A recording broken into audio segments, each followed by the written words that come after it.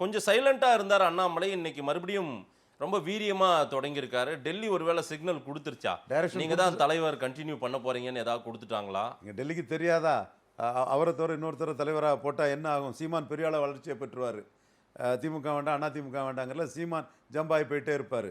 So Annamalai தான் இந்த கட்சியை வந்து ரெட்டை இலக்கத்தில் கொண்டு வந்தவர். இதுக்கு முன்னாடி ஒற்றை இலக்கத்தில் இருந்த கட்சி இன்னைக்கு ரெட்டை இலக்கத்தில் வந்திருக்கு. பெரிய ஒரு வளர்ச்சியை பெற்றிருக்குதுன்னா எடப்பாடி பழனிசாமி 6 சீட்டு கொடுப்பானாரு. 12 சீட்டு தந்தால் கூட்டணி போகலாம்.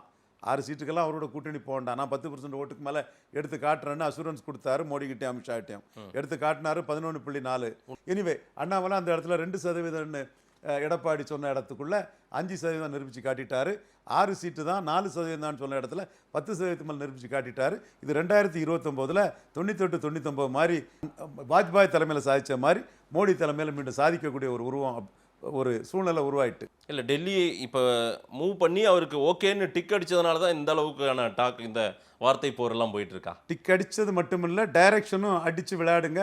திமுக அண்ணா திமுக கூட்டணி போனால் 2%க்கு பாஜக பெயருங்கிற அந்த கருத்தை வந்து டெல்லி ஏற்றுக்கிட்டதாக தான் நான் கருதுறேன்.